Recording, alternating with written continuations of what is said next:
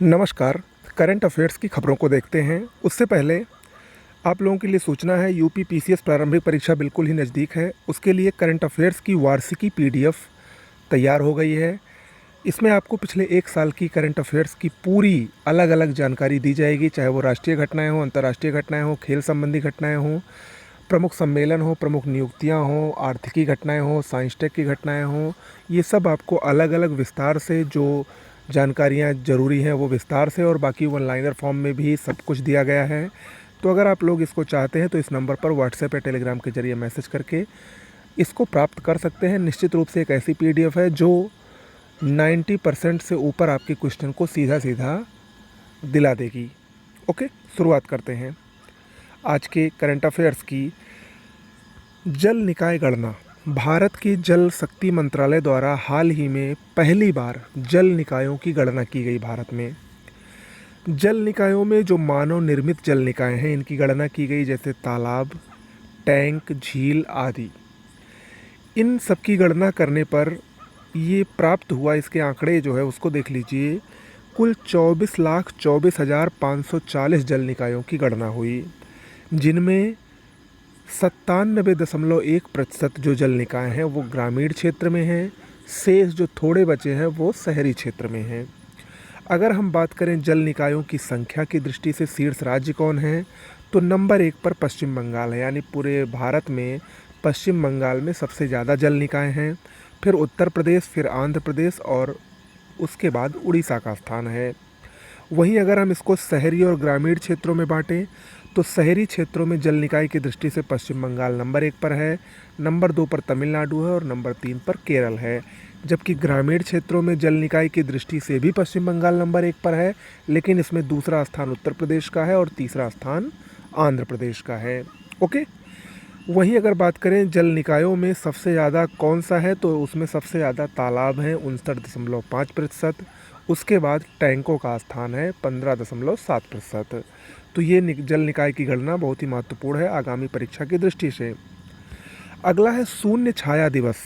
देखिए, 25 अप्रैल 2023 को बेंगलुरु, कर्नाटक की राजधानी बेंगलुरु में एक सौरीय घटना हुई, जिसको शून्य छाया दिवस, जीरो शैडो डे कहा गया। ये घटना क्या थी?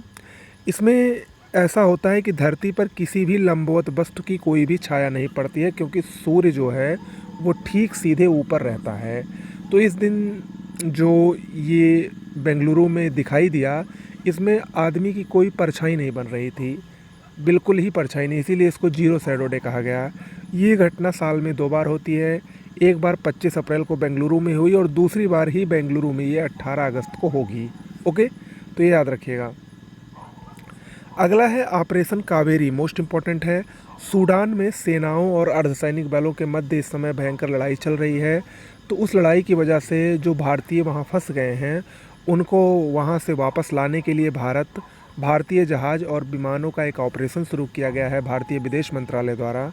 उसको ऑपरेशन कावेरी कहा गया है। ओके, याद रखिएगा। केरल के कोच्चि में प्रधानमंत्री मोदी द्वारा भारत की पहली जल मेट्रो परियोजना लॉन्च की गई। याद रखिएगा, ये भारत की पहली जल मेट्रो परियोजना है, जबकि कोलकाता में पहली अंडर वाटर मेट्रो परियोजना लॉन्च होगी। ओके, तो वो पानी के अंदर चलेगी मेट्रो और ये पानी के ऊपर चलेगी। दोनों में अंतर है, दोनों में कंफ्यूज बिल्कुल मत होइएगा। अगला तारिक फ़तेह, इनका हाल ही में निधन हुआ। पाकिस्तानी मूल के ये कनाडाई लेखक थे। ओके, तामजा ये क्या है? विश्व का दूसरा सबसे गहरा ब्लू होल। इसकी खोज हुई है। ये मैक्सिको के युकाटन प्रायद्वीप के तट पर चेतुमल खाड़ी में स्थित है। इसकी गहराई 900 फीट है। देखिए, ये ब्लू होल क्या होता है? ब्लू होल ये समुद्र तल में प्राचीन चूना पत्थरों से बने गुफाओं का घर होता है। ठीक है। अगर हम बात करें विश्व के सबसे गहरे ब्लू होल की, तो वो ड्रैगन होल कहा जाता है उसको, दक्षिण चीन सागर में स्थित है। उसकी गहराई 980 फीट है। ओके, अगला है उत्तराखंड का माड़ा गांव या माना गांव। इसके बारे में आप लोग जानते होंगे। ये चमोली ज़िले में स्थित है और ये भारत का अंतिम गांव माना जाता है, लेकिन अब ये भारत का प्रथम गांव के रूप में जाना जाएगा।